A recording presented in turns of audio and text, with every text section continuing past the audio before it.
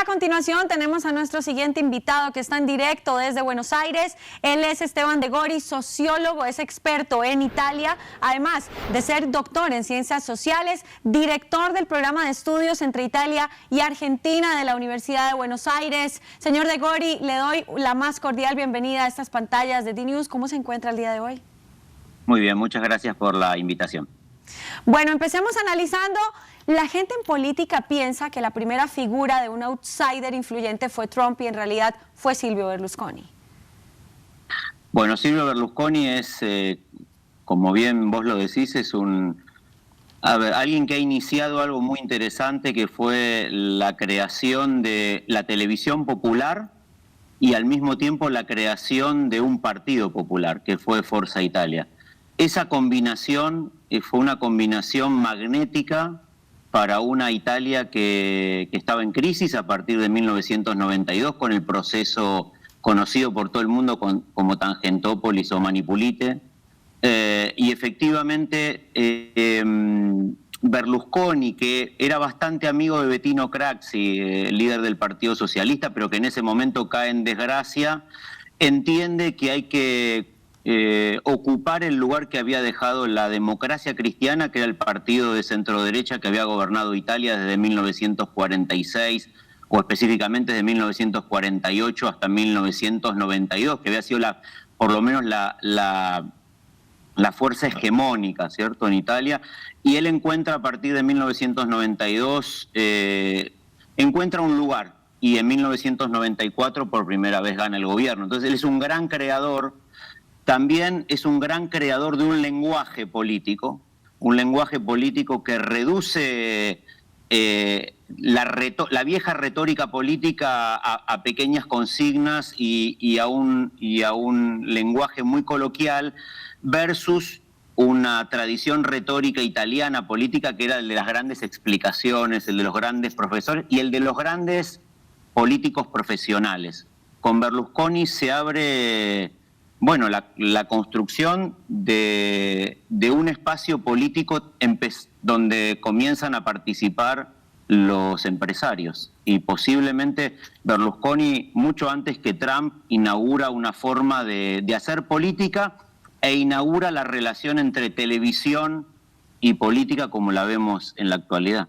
Eso es un fenómeno increíble para analizar, porque los medios y la política siempre van de la mano. ¿Cuáles fueron las principales fortalezas que tuvo Berlusconi y las principales debilidades que tuvo en este accionar, en el forjamiento de esta nueva política? No, creo que las principales virtudes tienen que ver con su propia capacidad de haber leído cómo se estructuraban las expectativas y los deseos de los italianos y las italianas a partir de 1992.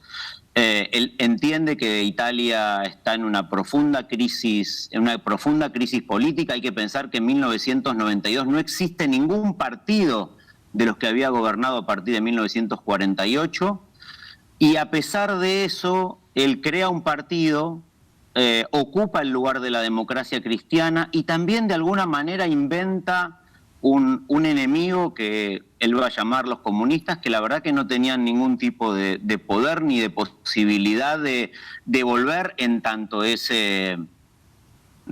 fuerza comunista, ¿cierto? Un comunismo que en 1989 había terminado. Entonces él es un gran lector de la cultura italiana. De hecho, con esto reduzco, pero hay un cantante italiano que tiene una frase interesantísima. Dice: yo me puedo enfrentar a Berlusconi, pero no puedo enfrentar al Berlusconi que hay en mí.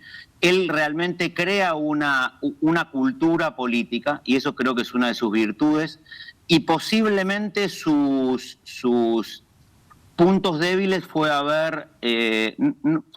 no enfrentó la crisis económica que se le presentó, sobre todo en su último gobierno, con la crisis de Lehman Brothers y la crisis de la deuda pública que tenía Italia, y posiblemente sus escándalos sexuales generaron una manifestación muy importante de mujeres, sobre todo, y hombres, contra ese tipo de prácticas. Y además el fraude fiscal, ¿cierto? O sea, tuvo algunos puntos débiles que lo llevaron también a la pérdida de votos, pero la mayoría de sus votos se fueron, y eso lo podemos comprobar con el gobierno de Giorgia Meloni, se fueron a la centroderecha, no es que se escaparon a otras fuerzas políticas, con lo cual, de alguna manera, él retuvo, para decirlo de alguna manera, si bien su fuerza política se fue achicando, como bien dice el informe, sus votos efectivamente migraron hacia otras fuerzas de centroderecha.